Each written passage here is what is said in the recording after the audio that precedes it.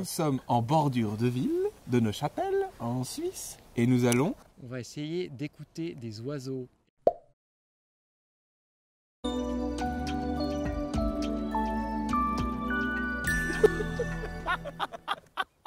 Julien, il est extrêmement tôt. Ça va. Ça va, on s'est levé quand même. Nous sommes en bordure de ville de Neuchâtel, en Suisse, et nous allons... On va essayer d'écouter des oiseaux et même peut-être de les reconnaître et même peut-être de comprendre pourquoi ils se lèvent aussitôt. Ça va Vincent? Mais tranquillou bilou, hein. C'est chouette. Ces chants d'oiseaux, ça rentre un peu? J'essaie d'apprendre, mais je suis un peu en galère, à vrai dire. Mais bon, je débute. Il y a un début à tout, et je n'ai pas encore eu l'éducation. Mes petites oreilles ont tout à apprendre encore. Donc ce matin, tu t'es levé à quelle heure? À 4h45, avec le décalage en plus du changement d'heure. C'était un peu trop tôt. Et on est arrivé en forêt à 5h30, ouais. 5h40. Ouais. Voilà. Puis là, tu entends une espèce de petite rivière mélancolique. Ouais. C'est le premier rouge-gorge, 6h10. C'est l'heure du rouge-gorge. On a commencé la leçon. Et qu'est-ce que tu as retenu ce matin?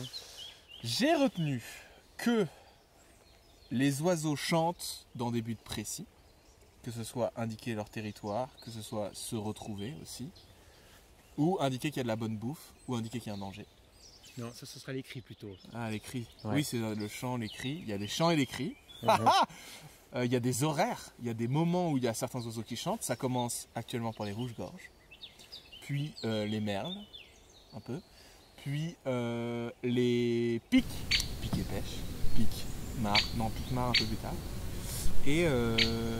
Et après ça, il y a des trucs un peu étranges, un peu obscurs comme la citelle torche-peau, le pouillot véloce. La citelle, on l'a pas entendu ce matin, la citelle. On l'a même pas entendu ce on l'a matin. pas entendu. Ouais, On l'avait entendu. Et les mésanges aussi. Ouais, les mésanges. Ouais. Mais non, c'est ça, ouais, j'ai appris ça. Puis j'ai appris que t'es passionné aussi quand même. Vraiment. Ouais. Et que t'es aussi sensible comme moi au fait que ces oiseaux, on les entend, mais on voit qu'il y a une différence en quelques années de le nombre de ces oiseaux, entre autres à cause des ravages de l'agro-industrie, d'un fonctionnement qui fait qu'il y a plus rien à manger pour d'oiseaux en campagne. Il reste certains oiseaux en forêt, quand la forêt n'est pas aussi de la monoculture de résineux, comme j'ai pu en parler dans mes vidéos. Mais effectivement, c'est un truc que tu as dû voir toi d'ailleurs en 37 ans. C'est moi qui mène l'interview maintenant. Attends. Donc là, vous êtes sur ma chaîne YouTube, La Minute Nature, et mon invité Vincent de Partager C'est Sympa. Hello. Super chaîne YouTube aussi, hein, je crois. Ouais, YouTube, Ouais, surtout YouTube. ouais, carrément. Et en fait, toi, tu faisais des vidéos hyper engagées. Absolument. Et tu as changé et maintenant tu fais des vidéos de nature. Qu'est-ce qui se passe, Vincent? C'est pas vraiment ça. C'est-à-dire que en tant que militant activiste, y compris dans la désobéissance civile,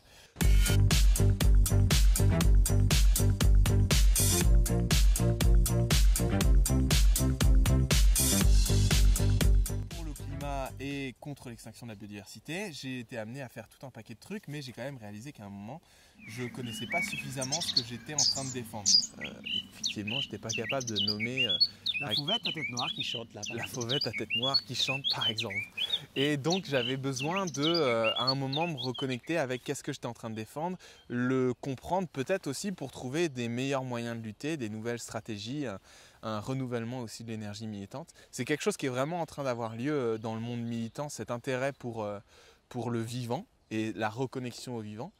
Et je me demandais si c'était aussi en train d'avoir lieu dans le monde naturaliste, peut-être qui suit la Minute Nature, un chemin vers le militantisme en réalisant du coup toute l'extinction des espèces qui est en train d'avoir lieu et du besoin de lutter contre, quoi. En fait, tu es presque en train de me poser une question alors que je suis en train de t'interviewer là. C'est vrai. C'est Mais fou. c'est parce que j'étais déjà impatient de pouvoir avoir notre discussion à ce sujet-là. Et parce qu'il y aura une autre vidéo sur Ouais. ta chaîne, Partager C'est Sympa, que vraiment je Absolument. vous recommande. Et puis nous, on va continuer notre petite balade. Carrément. Et puis je vous donne rendez-vous la semaine prochaine sur laminutenature.net.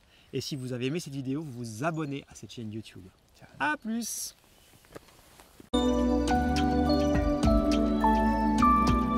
vois ce que tu peux faire? C'est pas très facile. Tu avec ta casquette, tu fais comme ça. T'as l'air complètement idiot, mais tu les entends 3 fois mieux. Il n'y a pas un truc aussi, même si tu ouvres la bouche, ça augmente encore l'écoute? Oh. Ah non.